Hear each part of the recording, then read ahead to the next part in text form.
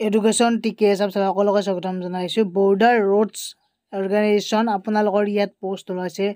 ITI যিসকল কৰিছে তেওঁলোকে এপ্লাই কৰিব লাগিব, লগতে জেনেৰেল যিখিনি কোৱালিফাইড আছে তেওঁলোকো পাৰিব। গতিকে ইয়াতে মই দেখুৱাই আছোঁ পোষ্ট অনুযায়ী যিমানবোৰ ভেকেণ্ট আছে সেইবিলাক। টোটেল বাৰু 464টা পোষ্ট ওলাইছে। ইয়াতে বিভিন্ন ধৰণৰ পোষ্ট আছে। এতিয়া ড্ৰাফটমেন যিসকলে ITI কেণ্ডিডেট আছে ড্ৰাফটমেন কৰে তেওঁলোকৰ পাৰিব। Supervisor post, turner, machinist, driver, mechanical, transport, লগতে আপোনালোকৰ অপাৰেটৰ। চ' এনেকুৱাকৈ বহুতকেইটা পোষ্ট আছে। এতিয়া আমাৰ পোষ্ট অনুযায়ী যিহেতু কোৱালিফিকেশ্যনখিনি চাব লাগিব। প্ৰথম কথা ইয়াতে যিটো আমাৰ দিয়া আছে marvelspro.gov.in এটা ৱেবছাইট দিয়া আছে, লাষ্ট ডেটটো দিয়া আছে। ইয়াত দেখি চালে গমেই পাব।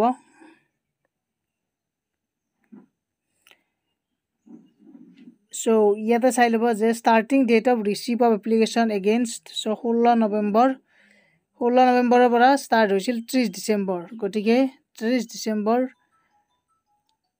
লাষ্ট ডেট হয় আৰু 14 জানুৱাৰীত আপোনালোকৰ লাষ্ট এপ্লিকেশ্যন ৰিচিপ্টখন কাটিব পাৰিব, মানে পে'মেণ্টৰ ক্ষেত্ৰত।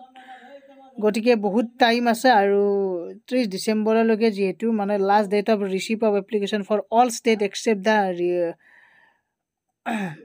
Reasons mention in para C below'. আৰু ইয়াতে আপোনালোকৰ ডেটবোৰ দিয়া আছে বাৰু। ইয়াতে আপোনালোকৰ চাব ফৰ ইয়াত date of birth of candidates to be considered as on 30 December 2024। 18 পৰা 27 বছৰ আপোনালোকে দেখিছেই এজ ৰিক্ৰুটমেণ্টটো। আৰু জেনেৰেলৰ ক্ষেত্ৰত বাৰু 30 ডিচেম্বৰ 1997, OBCৰ ক্ষেত্ৰত 1994। চ' এনেকুৱাকৈ ST ক্ষেত্ৰত 1992। চ' ইয়াৰ যদি ওপৰত হয় তেনেহ'লে নোৱাৰে। গতিকে কেটেগৰী ৱাইজ তেওঁলোকৰ ডেট অফ বাৰ্থটো দিয়া আছে।